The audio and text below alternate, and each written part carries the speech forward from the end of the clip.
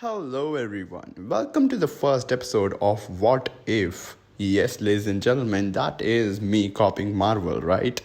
Anyways, jokes aside, let's talk about iOS 17 and what if Apple gives us this feature. Yes, that looks really dope, right? What if I tell you that Apple will add it on iOS 17? Yeah, that is something that made you shocked just right now. I know I can see those big eyeballs being shocked or your shocked face. I can just see it through your phone. I can see it. My name is Jay. If you are new here, consider hitting that subscribe button and thank you so much for 10,000 subscribers. That means a lot to me. I keep on making these type of videos for you guys. So if you are into it, let's dive right into today's video and hit that subscribe button. In this series, I will discuss about some concepts features that will eventually come to iOS. Now, I am not making a prediction and saying that this will for sure come on iOS 17, but there is a possibility that the features I'm going to show in this series will eventually come to iOS. I remember one of the episodes I did of the same kind back when iOS 15 was released. I showcased you guys a wallpaper UI. Yes, the wallpaper UI that we have right now. I showcased you that exact wallpaper UI back in iOS 15 days. Yes, the wallpaper UI eventually got delayed and didn't came with iOS 15, but it came with iOS 16. We have it right now and it looks really dope, isn't it? And we all love it. Basically, the motive of these type of episodes are to just have fun and talk about what if and what all features Apple can give us in the future or maybe in the present as soon as the beta 4. Alright, so the feature that I'm going to talk about is Control Center. Control Center has been pretty much the same since iOS 11. Yes, I'm not saying it has not changed. It has definitely received some minor updates and right now it is much better than iOS 11. I remember iOS 11 Control Center was really buggy, but basically the basic structure and all is the same from the iOS 11. Improving upon that, what I think Apple will do is give us ability to do more things in the Control Center itself. We have seen it, Apple doing this kind of thing with the widgets itself. Now the widgets are interactable, which means Apple is giving us permission to do things which were not earlier possible. Interacting with the widgets, for example,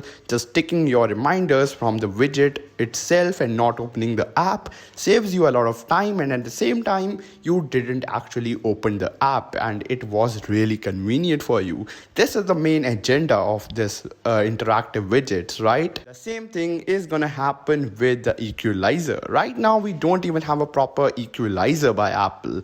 What if we get a proper equalizer and that too built into our Control Center? Now that is really cool. Tell me, Craig Federici, isn't it cool?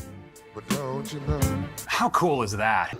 Yeah, I know that is really cool. This equalizer will be really powerful and it will be built into the Control Center and you can use it on any app, and by any app I means even YouTube or any app legit which has music support or audio support.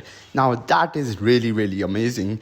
Apple AirPods have really great active adaptive equalizer and active equalizer, which makes a really big difference. If you try to use a different pair of earphones, I mean if you try to use something like boat earphones after using AirPods, you will know that the active and adaptive equalizer function that AirPods does in itself for different sounds and different songs is really good, and you can just see the difference of the equalization that AirPods does when you change the song. The bass, the treble, everything is just so perfect. That is why AirPods are one of the best selling true wireless earphones. So that proves us that Apple does have some kind of equalization expertise.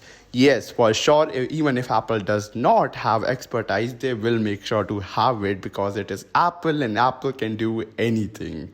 You have the money and you can do anything. You know, you are the god if you got the cash. Anyways, jokes aside, this means that Apple does have a lot, and by that I mean a lot of experience with equalization and music. So, for those audiophiles out there who sometimes just come in the comments and type in that Apple has no experience compared to Bose, JBL, or any other companies, just please calm down a little bit. And Apple does have one of the most best people working at their music and equalization area. Those people can sure help the software team and add the equalization option and make it universal. I don't think so that is a really big deal.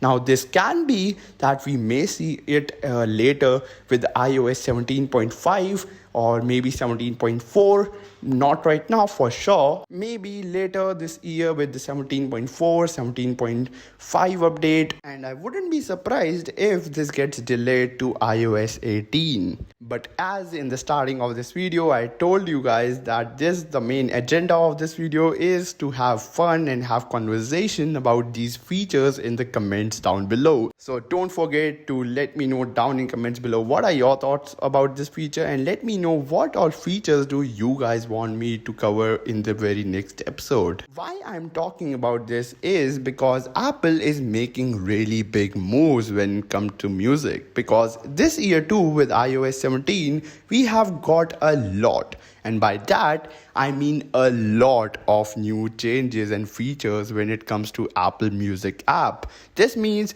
that Apple is really stepping up the game of music, and Apple really wants everyone to switch to Apple Music. And I think that even if Apple is not making it universal, having the option to have the equalizer exclusive to Apple Music can even make a difference. Like, that would be amazing. Of course, once the people subscribe to the Apple Music, and we all know, come on, Apple Music is not bad at all. It is one of the best. So once Apple jump into this equalization thing and add this feature exclusive to Apple Music, there will for sure be a lot of people who were using Spotify earlier jumping to Apple Music, because I myself do not use Apple Music because it does not have a proper equalizer and does not have the same equalization as the Spotify app. Yes, I'm not saying Apple Music does not have an equalizer. It does for sure have, but it is just not the same as Spotify. Now that is the reason that I do not go to Apple Music and use Spotify Premium. And I know there are a lot of people more who do the same thing. I have talked to some of my subscribers on Twitter.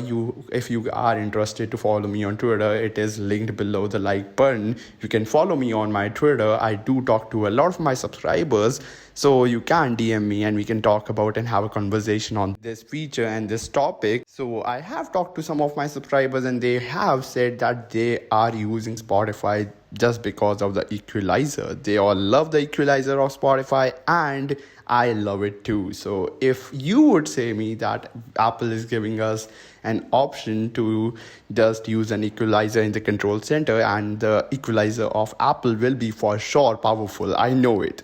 Once Apple is stepping up to something, once Apple is giving us a feature, then it will be the best out of the bunch, because we have seen it with the always on display. They were late to the party, but now the always on display on iPhone is the best. Well, that's pretty much it for today's quick little episode. Thank you so much for watching this video till the end. This is me, Jay, aka Tech Hyped, and I am signing off.